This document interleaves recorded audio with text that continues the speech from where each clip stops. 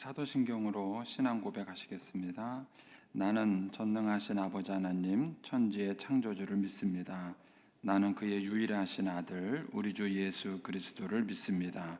그는 성령으로 잉태되어 동정녀 마리아에게서 나시고 본디오 빌라도에게 고난을 받아 십자가에 못 박혀 죽으시고 장사된 지 사흘 만에 죽은 자 가운데서 다시 살아나셨으며 하늘에 오르시어 전능하신 아버지 하나님 우편에 앉아 계시다가 거기로부터 살아있는 자와 죽은 자를 심판하러 오십니다.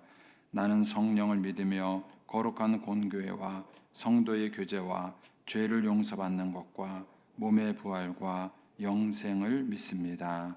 아멘. 우리 찬송가 435장 찬송입니다. 435장입니다.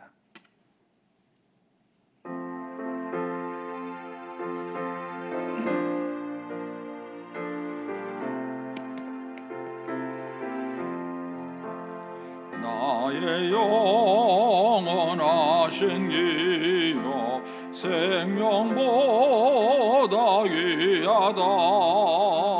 나의 갈 길 다가도록 나와 동행하소서.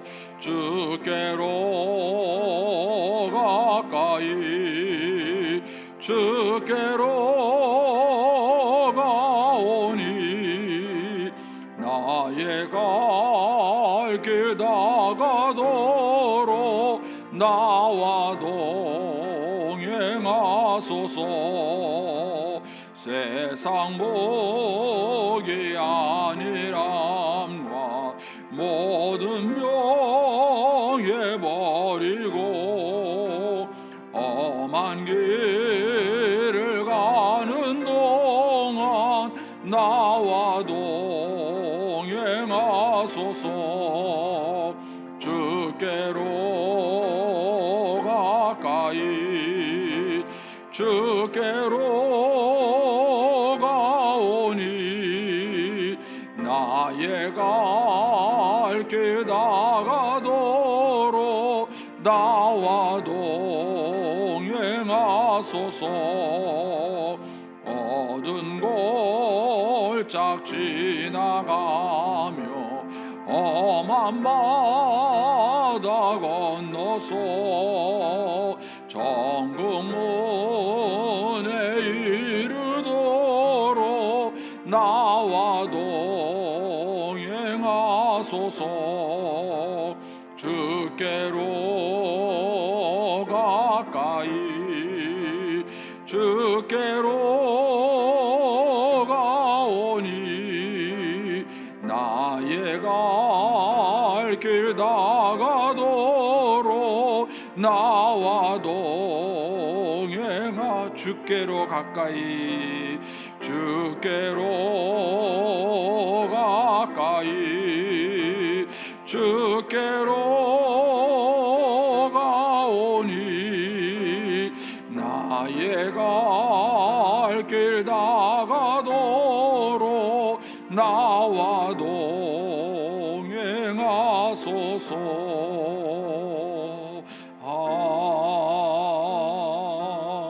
아멘. 기도하겠습니다. 살아계신 하나님 아버지, 은혜를 감사합니다. 지난 간밤에도 저희들을 주님 품 안에서 편히 쉬게 해주시고 또 이 새벽에도 저희들을 주 앞에 불러주심을 감사합니다. 오늘도 저희들에게 새날 주시고 생명 주시고 건강 주셨는데 이 한날도 주님과 더불어 동행하게 하시고 주를 기쁘시게 하는 한날 되게 하여 주옵소서. 이 새벽에도 주님께 감사의 예물을 올려드립니다. 하나님의 은혜에 감사합니다. 또 주님 은혜에 감사합니다. 1000번째 예물도 올려드립니다. 하나님 아버지, 믿음으로 순종으로 감사로 드리는 예물을 주님께서 기뻐 받으시며 약속하신 하늘의 복과 땅의 복으로 충만하게 채워 주옵소서. 주의 은혜로 종의 가정들을 형통케 해주시고 그 자녀들을 축복하여 주시옵소서. 예수님의 이름으로 축복하며 기도하옵나이다. 아멘.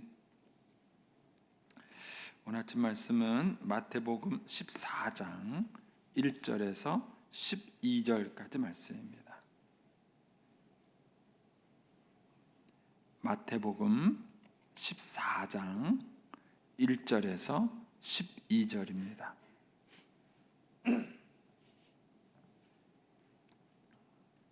같이 봉독하겠습니다.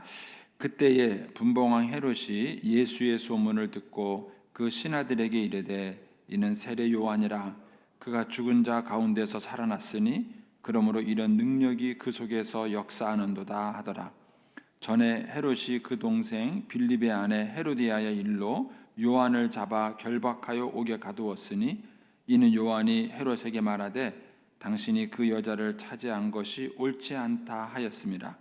헤롯이 요한을 죽이려 하되 무리가 그를 선지자로 여김으로 그들을 두려워하더니 마침 헤롯의 생일이 되어 헤로디아의 딸이 연석 가운데 춤을 추어 헤롯을 기쁘게 하니 헤롯이 맹세로 그에게 무엇이든지 달라는 대로 주겠다고 약속하거늘 그가 제 어머니의 시킴을 듣고 이르되 세례 요한의 머리를 소반에 얹어 여기서 내게 주소서 하니 왕이 근심하나 자기가 맹세한 것과 그 함께 앉은 사람들 때문에 주라 명하고 사람을 보내어 옥에서 요한의 목을 베어 그 머리를 소반에 얹어서 그 소녀에게 주니 그가 자기 어머니에게로 가져가니라. 요한의 제자들이 와서 시체를 가져다가 장사하고 가서 예수께 아뢰니라. 아멘. 이 새벽에도 주의 은혜와 축복이 함께 하시기를 축원합니다. 이제 오늘 말씀에는 이제 예수님께서 이제 사역을 하실 때 세례 요한이 죽는 사건이 벌어집니다. 세례 요한은 예수님의 길을 예비하는 자다. 이렇게 이제 이사야서에 예언이 되어 있죠. 그래서 세례 요한의 생애를 보면 예수님보다 정확하게 6개월씩 앞서갑니다. 그러니까 세례 요한이 이 땅에 태어날 때에도 예수님보다 먼저 6개월 임신이 됐어요. 근데 그게 예수님의 길을 예비한 것이죠. 왜냐하면 마리아가 처녀의 몸으로 아기를 잉태한다는 것은 이성적으로 받아들이기가 어려운 것이었습니다. 근데 그걸 받아들일 수 있었던 것은 엘리사벳이 자기 이모인 엘리사벳이 아기를 가질 수 없는 상황인데 임신을 하게 된 거죠. 근데 그것이 이제 자연스럽게 받아들인 것입니다. 엘리사벳인 이모는 이미 결혼한 분이었고 임신할 수 없는 상황이었지만 임신이 돼도 도덕적으로 윤리적으로 문제가 없는 상황이죠. 그래서 그걸 또 자연스럽게 받아들일 수 있었는데 마리아 같은 경우는 처녀가 아기를 갖는다는 것 자체도 이성적으로 이해하기가 어려운 상황이었고 거기다가 자기는 아직까지 동거하지 않는 상태에서 아기를 갖는 거기 때문에 도덕적 윤리적 문제가 되는 것이죠. 이런 면에서 더 어려운 상황일 수 있었는데 세례 요한 엘리사벳이 6개월 먼저 임신된 것이 도움이 된 거죠. 그래서 세례 요한은 예수님보다 6개월 먼저 임신이 돼서 이 땅에 태어난 그 자체가 예수님의 길을 준비한 거예요. 그리고 세례 요한이 나타나서 사역을 시작한 것도 예수님보다 6개월 먼저 사역을 시작합니다. 그리고 난 다음에 예수님께서 이제 사역을 하시게 되는데 세례 요한이 그렇게 사역을 이렇게 인기 있게 막 했을 때에는 예수님은 조용히 계십니다. 그러다가 세례 요한이 이제 옥에 갇히니까 그때 예수님이 나타나서 사역을 하셔요. 그리고 세례 요한이 이제 옥에 갇혔다가 오늘 본문에는 예수님이 세례 요한이 죽게 돼요. 그 세례 요한이 죽은 다음에 얼마 안 있어서 예수님이 예루살렘을 향해서 올라가셔요. 그리고 곧 예수님도 십자가에 못 박혀 죽게 됩니다. 그래서 이 세례 요한은 예수님보다 항상 이렇게 앞서서 행동을 했던 사람이에요. 그래서 주님의 길을 예비하는 이제 그런 역할을 했던 것을 이제 여러분들이 복음서를 살펴보시면 알 수 있습니다. 이제 그런 면에서 세례 요한의 삶 자체는 본인의 삶의 의미, 그러니까 내 인생은 뭐야? 대체 나는 대체 내 인생에 어떤 보람이 있는 거야? 이렇게 물어본다면은 세례 요한의 삶은 별 의미가 없는 삶인 것처럼 보여져요. 그런데 하나님의 나라를 위해서 예수님을 위해서 세례 요한이 어떤 인물이었느냐라고 물어보게 되면은 세례 요한은 굉장히 중요한 역할을 하는 것입니다. 저와 여러분이 인생을 살아가면서 이렇게 이 관점이 바뀌는 게 중요해요. 우리가 가정 안에서도 많은 갈등을 겪게 되는 이유가 뭐냐면 내 인생이 뭐냐라는 이것 때문에 그래요. 저는 요즘 엄마들이 예전에 우리 엄마들하고 다른 게 뭐냐 하면은 예전에 우리 엄마들은 내 인생이 뭐냐라고 물어봤을 때 정말 아무것도 아닐 것만큼 남편과 자녀들을 위해서 희생했어요. 그래서 남편과 자녀들을 위해서 희생한 거 빼면은 옛날 우리 어머님들은 정말 인생이 아무것도 아니에요. 뭐하고 살았는지 모를 정도예요. 근데 반면에 요즘 어머님들은 자기 인생을 찾아요. 그래서 아이를 키울 것이냐, 사회적 경력 단절을 포기할 것이냐, 이런 갈등이 생겼을 때 요즘 엄마들은 사회적 경력 단절이 끊어지는 걸 무서워해요. 그러다 보니까는 아기를 위해서 희생하는 것보다 사회적 경력 단절을 이어가는 걸 더 원하는 겁니다. 그러다 보니까 요즘 아이들은요, 예전에 저희 어머님과 같은 느낌을 못 가져요. 자녀들을 위해서 모든 걸 다 희생하고 헌신하고 이렇게 했던 그런 어머니 세대를 못 갖는 거예요. 그러니까는 이렇게 이제 그렇게 사회적 활동을 했던 그 여성분들을 만나 보면은 그분들이 갖고 있는 갈등이 있어요. 그게 뭐냐면은 내 인생은 뭐냐라고 이렇게 물어봤을 때에 내가 이런 업적도 있고 내가 사회적으로 이런 활동도 하고 이런 것들은 자랑할 수 있어요. 그런데 엄마로서의 인생을 물어보게 되면 다 후회를 해요. 내가 왜 이런 선택을 했을까? 이런 후회와 갈등을 다 하는 거예요. 그래서 우리가 인생이라는 걸 어떻게 살아가면서 이것이 정말 보람 있는 인생이냐라는 그 질문을 했을 때 하나님 앞에서 물어봐야 실수하지 않습니다. 저는 뭐 경력 단절을 하고 우리 옛날 어머님처럼 자식만을 위해서 희생하는 게 옳다 이 얘기를 하는 게 아니에요. 그게 옳을 수도 있고 아닐 수도 있어요. 또 때로는 이제 이렇게 자기 인생을 살아가기 위해서 헌신하는 것이 여성으로서의 아름다운 인생일 수도 있습니다. 그런데 이것을 선택하는 관점에 있어서 우리가 이것이 정말 하나님 앞에서 어떤 의미가 있는가를 묻지 않으면 우리가 살아가는 인생의 그 선택이 후회를 하게 된다는 것입니다. 그래서 이 세례 요한의 인생만 보더라도 그냥 일반적인 인생을 놓고 보면은 세례 요한은 참 의미가 없는 인생처럼 보여져요. 그러나 예수님과 관계해서 물어본다면은 세례 요한만큼 의미 있는 인생을 살아간 사람은 없습니다. 이런 면에서 우리가 이 세례 요한의 생애를 한번 좀 이렇게 살펴볼 필요성이 있습니다. 자, 오늘 말씀은 1절, 2절이 답니다. 1절, 2절이 다고요. 3절부터 12절은 1절, 2절을 설명하기 위한 부속 구절이에요. 그래서 1절, 2절 얘기를 한 거예요. 그러고 난 다음에 넘어가지 않고 3절 이하를 설명한 겁니다. 왜냐하면 사람들이 모르는 거예요. 이게 뭐야? 하는 것에서 전에 하고 설명을 하는 겁니다. 그래서 이 설명을 통해서 정확하게 말하면 2절이죠. 2절의 의미를 이해할 수 있도록 3절에서 12절까지의 설명이 나와 있는 것입니다. 자, 1절, 2절을 보시면 그때에는 뭡니까? 예수님께서 이제 막 인기 있게 사역을 하다가 예수님을 배척하는 사람들이 있어요. 대표적인 사람이 누구냐면은 예수님의 고향 사람들 있죠. 쟤 나랑 같이 큰 사람인데, 쟤는 나랑 같이 있었던 애인데, 뭐 이렇게 말을 하면서 예수님을 배척했죠.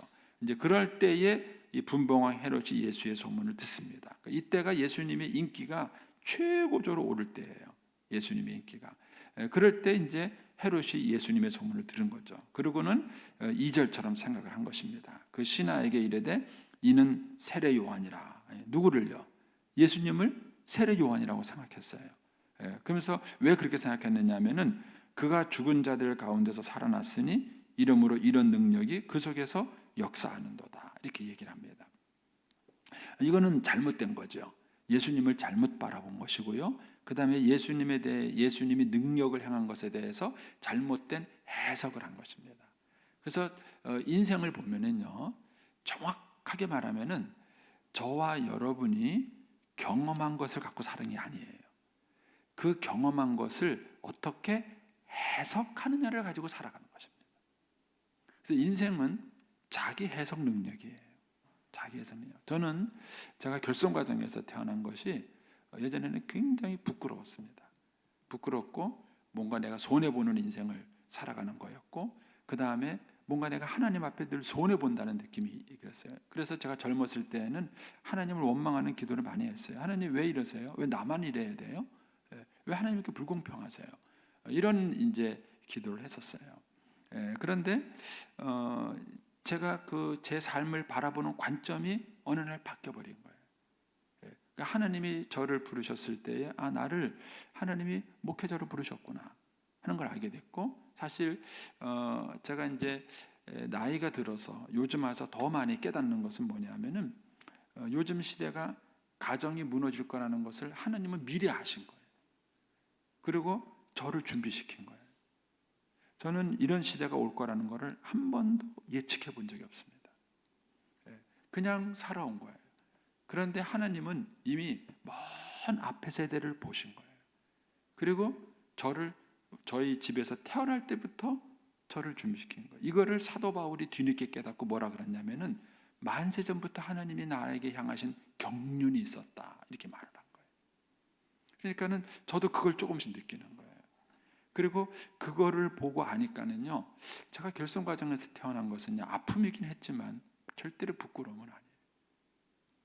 그리고 그것이 내 인생을 마이너스로 갖고 왔느냐? 절대로 마이너스로 갖고 온 게 아니에요. 이번에도 이제 명절에 저희 아들이 다녀갔는데 이제 오랜만에 이제 아들하고 한 3일 같이 있으니까 참 좋은 시간 많이 가졌어요. 같이 운동도 하면서 얘기도 좀 하고 이렇게 했는데, 우리 아들이 그런 얘기를 해요. 자기 극단에 그 멤버들이 있는데 여자애들 중에서 하나같이 건강한 가정을 갖고 있는 아이들이 한 명도 없다는 거예요. 그리고 또 재밌게도 남자 아이들은 어쨌든 뭐 부부 사이가 좋든 나쁘든 엄마 아빠가 이혼하지 않고 살아가는 그런 애들이라는 거예요. 그런데 이제 그 자기 극단의 멤버의 자매들이 아버지에 대한 얘기를 한대요. 이렇게 한 번은 이제 이제 자기들이 연극을 하니까 배우에 대한 분석에 들어가요. 그러니까 이 배우가 어떤 인물, 어떤 성격, 어떤 사람이겠느냐, 그걸 자기들끼리 막 토론을 한대요. 그리고 이제 그 배우들에 대한 인물 분석이 끝나야 그 다음에 이제 그거를 자기들이 연기를 해내는 거예요. 그거를. 그런데 인물 분석을 하다가 막 싸웠다는 거예요. 남자도 여자들하고 싸웠다는 거예요. 싸우는 게 뭐냐면은 아버지에 대한 이해가 다르더래요. 그러니까 아버지를 설명하면서 이 자매들은 아버지에 대한 상처가 심한 거예요. 그러니까 극중 인물을 해석하는데 그 자기 주관이 들어가는 거예요. 그러니까 그거를 갖고 반영을 한 얘기를 하더래요. 그 형제들은 아니라고 해서 그때는 자기들이 막 싸웠대요. 근데 이제 저희 아들이 그 얘기를 해주면서 그런데 아빠 보니까는 이런 경험에서 이런 관점도 있고 저런 경험에서 저런 관점도 있다는 것을 자기네들이 나중에 알았다는 거예요. 근데 이제 그런 얘기를 제가 이렇게 들으면서 이 아이들에게 절대적으로 필요한 것이 그 부분들인 거예요. 그래서 저희 아들하고 이런저런 얘기를 하다가 아들아, 아빠가 언제 가서 특강 한번 해줄게. 너희 멤버들하고 한번 이제 그런 얘기를 한번 하면 좋겠다 그러니까 그렇게 한번 하자고 이 아들 이번에 그런 얘기를 오갔어요. 근데 너무 많은 아이들이 상처가 있는 거예요. 근데 그런 것들을 하나님이 미리 아시고 저를 준비시켜 주시고 이렇게 하신 것이죠. 그래서 삶이라는 것은요, 해석의 능력이에요. 해석의 능력. 그러니까는 실패할 수도 있고 성공할 수도 있어요. 근데 그 자체는 중요하지 않아요.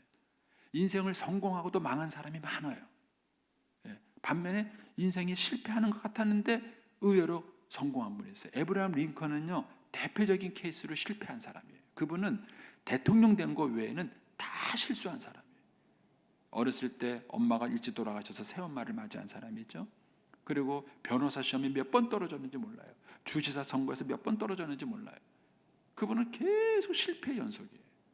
그런데 나중에 대통령 당선돼가지고 멋진 대통령이 된 사람이에요. 그러니까 인생이라는 걸 바라봤을 때에 단순히 성공했다, 실패했다 이것 가지고 평가를 못하는 거예요. 문제는 그거를 어떤 눈으로 해석하느냐 하는 해석의 능력이에요. 그런데 지금 세례 요한은 그 해석이 심하게 삐뚤어졌어요. 그래서 예수님을 누구라고 생각했느냐 하면 세례 요한이다. 그것도 어떤 세례 요한이냐면 죽었다가 살아난 세례 요한이다. 이렇게 생각을 한 거예요. 이렇게 생각한 데는 두 가지 이유가 있어요. 한 가지 이유는 여기 3절 이하에 밝혀져 있고, 또 한 가지 이유는 뭐냐면은 이 당시에 그 미신처럼 있는 그 속담 같은 게 있었어요. 살아있는 그 영웅이 죽으면은 다시 환생한다.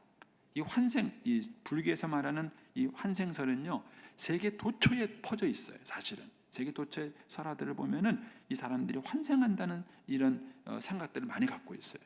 그러니까는 이 당시에도 이런 어떤 속담 같은 게 있었던 거예요. 영웅이 죽으면 살아난다. 그러니까는 그 당시에는 세례 요한이 이스라엘 민족에게는 굉장히 존경받는 사람이었어요. 그러다가 이제 세례 요한이 죽었는데 예수님이 뜨니까 이제 헤롯 왕은 어떻게 생각했냐? 그 예수님을 바라보면서 죽은 세례 요한이 살아났다 이렇게 생각을 한 거예요. 근데 그렇게 생각하게 된 또 다른 이유가 이제 3절 이하에 나오는 것이죠. 자, 3절을 보시면 그러니까 전에는 뭡니까? 2절 사건이 있기 전에라는 얘기죠. 전에 헤롯이 그 동생 빌립의 아내 헤로디아의 일로 요한을 잡아 결박하여 옥에 가두었으니, 여러분들이 성경을 이해하시려면 헤롯 가문을 좀 공부하셔야 돼요. 성경에서는 헤롯 나오지만은 이 똑같은 헤롯이 아니에요. 예수님이 태어날 당시의 헤롯은 헤롯 대왕이에요. 할아버지입니다. 이 사람은 얼마 안 있어서 죽고 지금 여기서 나오는 헤롯은 그 헤롯의 아들이에요. 아들인데 그 아들도 배다른 동생들이 여럿이 있습니다. 그래서 여기서 말하는 그 헤롯은 헤롯 안티바스입니다. 여기서 나오는 헤롯은 헤롯 안티바스고, 거기 2절에 3절에 보시면 헤롯이 할 때 이 헤롯은 헤롯 안티바스예요. 그리고 그 동생 빌립이 나오죠. 이건 헤롯 빌립이에요. 그래서 이제 헤롯은 다 그 가문의 이름이에요. 제가 고시인 것처럼 제가 다 가문의 이름이 헤롯이고, 그 앞에 있는 헤롯은 헤롯 안티바스, 그 동생 빌립은 배다른 동생, 이복 동생이라 그러죠. 이복 동생으로서 헤롯 빌립이에요. 근데 그 동생의 아내 헤로디아가 있는데 형이 동생의 아내와 쉽게 말하면 바람난 거예요. 바람나서 형도 자기 부인을 이혼해요. 쫓아버립니다. 그리고 이 헤로디아도 자기 남편을 이혼하고 와요. 그리고는 둘이 만나서 눈이 맞아서 사는 것이죠. 이게 지금 요 사건이에요. 그런데 이 일이 일어나고 나니까 세례 요한이 이걸 비판했어요. 왜냐하면 율법에 의하면 이것은 어긋나는 행동이에요. 그러니까 이제 헤롯이, 세례 요한이 이 사건을 비판합니다. 그러니까는 헤롯이 화가 났죠. 그러니까는 감옥에 가뒀어요. 근데 감옥에 가뒀는데 죽이지는 않았어요. 왜 죽이지 않았느냐? 거기 보면은 5절에 가면 헤롯이 요한을 죽이려 하되 무리가 그를 선지자로 여김으로 그들을 두려워하나니. 예전이나 지금이나 정치하는 사람들은 다 이 민심을 두려워해요. 그러니까 사람을 두려워하는 거예요. 그러니까 이제 자기 생각 같아서는 세례 요한을 싹 죽여서 없애버렸으면 좋겠는데, 이제 무리가, 백성들이 두려운 거죠. 여론이 두려운 거예요. 그래서 이제 감옥에만 가둬두고 있었던 것입니다. 그런데 헤로디아는 더 독해요. 거기 보니까 6절에 가니까 마침 헤롯의 생일이 되어서 헤로디아의 딸이 춤을 추어서 헤롯을 기쁘게 했어요. 얼마나 이뻐요. 저도 이번에 손녀가 왔다 갔는데 너무 이뻐요. 그러니까 이제 이제 자기 친딸은 아닙니다. 이 헤로디아의 딸이 자기 친딸은 아니에요. 그런데 어쨌든 학자들은 한 12살 정도 된 딸일 것이다라고 추정해요. 그러면 요즘 뭘로 생각하시면 되냐면요, 아이들로 생각하면 돼요. 요즘 왜 한참 뜨는 그 아이들 있잖아요. 그런 이쁘장하게 생긴 그 딸이 와서 자기 생일날 막 이렇게 춤을 추니까 거기 너무 기분이 좋았던 거예요, 헤롯이. 그래서 이제 덥석 약속을 합니다. 네가 원하는 거 뭐든지 다 해주겠다, 이렇게 이제 약속을 하는 거예요. 그러니까 8절에 이 헤로디아의 딸이 엄마한테 가서 물어봐요. 엄마, 아빠가 이런 얘기를 했는데 뭐라고 얘기할까요? 이렇게 물어보는 거예요. 물어보니까 엄마가 뭐라 그러냐면은 세례 요한을 죽여서 그 머리를, 소발이 뭡니까? 접시. 그 접시에 담아서 달라고 얘기를 하라는 거예요. 세상에 이런 엄마가 있습니까? 여러분, 엄마의 사랑은 순수하지만은 않습니다. 요즘 아동학대 사건이 많이 일어나지 않습니까? 그 아동학대 사건을 보면서 우리는 한쪽으로는 어떻게 저럴 수 있을까라는 이제 의문을 던지지만은 그게 인간이에요. 여러분, 타락한 인간의 본성은요 절대 선하지 않습니다. 그러니까 어떻게 이 엄마가 자기의 욕심을 위해서 딸을 이용하는 거예요. 그러니까는 아주 눈에 가시 같은 저 세례 요한을 좀 죽였으면 좋겠는데 이 결단력이 없고 우유부단한 자기 남편이 안 하는 거예요, 그거를. 그러니까 헤로디아가 늘 이렇게 불만이었던 거예요. 그러다가 이제 기회를 잡은 거죠. 기회를 잡으니까 어떻게 이런 걸 딸한테 시킬 수 있겠습니까? 여러분 생각해 보세요. 12살 된 여자아이가 죽은 사람의 머리를 쟁반에 담아가지고요, 그거를 들고 엄마한테 간다고 좀 상상을 한번 해보세요. 이거는 엄마로서 할 일이 아니에요.